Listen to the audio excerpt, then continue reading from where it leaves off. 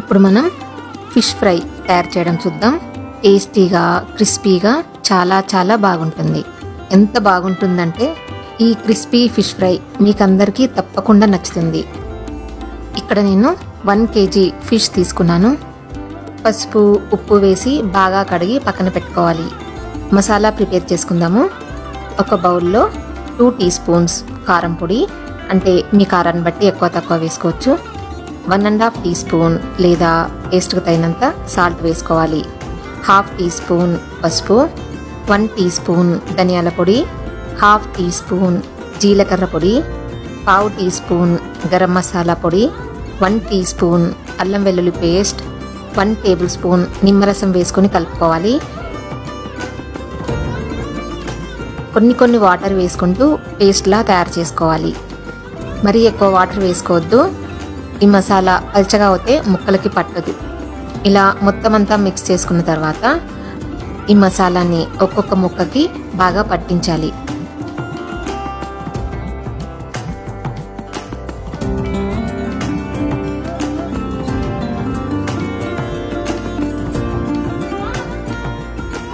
ఇలా అన్ని ముక్కలకి బాగా పట్టించిన తర్వాత ఈ ముక్కలన్నింటినీ 20 to 30 minutes పక్కన పెట్టుకోవాలి. ఫ్రిడ్జ్లో పెట్టుకుంటే ఇంకా బాగుంటుంది. 1/2 hour తర్వాత ఒక వెడల్పాటి ప్యాన్ తీసుకొని దాంట్లో 3 to 4 టేబుల్ స్పూన్స్ ఆయిల్ వేసుకొని వేడి చేసుకోవాలి.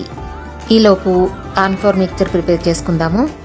ఒక వెడల్పాటి బౌల్ తీసుకొని దాంట్లో 2 టేబుల్ స్పూన్స్ మైదా పిండి, 2 టేబుల్ స్పూన్స్ కార్న్ఫ్లోర్ వేసుకోవాలి.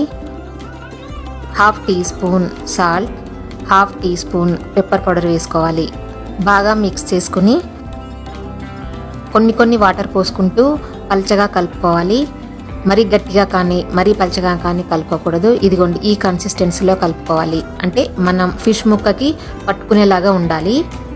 ఇప్పుడు మనం మ్యారినేట్ చేసి పెట్టుకున్న ఫిష్ ఫ్రై ముక్కలు ఉన్నాయి కదా, వాటిని ఒక్కొక్కటి ఈ మిక్చర్లో డిప్ చేసుకోవాలి. ఈ ఫిష్ ముక్కకి చుట్టూ అంతా బాగా పట్టేటట్టుగా డిప్ చేసుకుని ఇప్పుడు మనం వేడి చేసుకున్న ఆయిల్లో వేసుకోవాలి. ఒక్కొక్క ఫిష్ ముక్క డిప్ చేసుకుంటూ ఈ ప్యాన్లో పట్టేయన్ని వేసుకోవాలి. లో మీడియం ఫ్లేమ్లో పెట్టుకొని వేయించుకోవాలి. హై ఫ్లేమ్లో అస్సలు పెట్టొద్దు. 2 నిమిషాల తర్వాత నెమ్మదిగా రెండో వైపుకు తిరగేసుకోవాలి.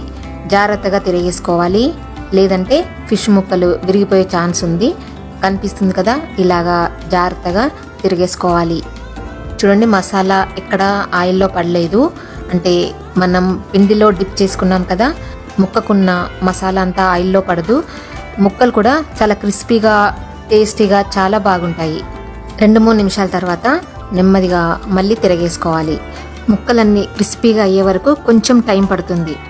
ఇలా తిరగేసుకుంటూ బ్రౌన్ కలర్ వచ్చే వరకు ఫ్రై చేసుకోవాలి. అంతే, టేస్టీగా క్రిస్పీగా ఫిష్ ఫ్రై రెడీ అయిపోయింది. చూడండి టేస్టీగా ఎంత బాగా కనిపిస్తున్నాయో. మీరు కూడా ట్రై చేసి చెప్తారు కదా.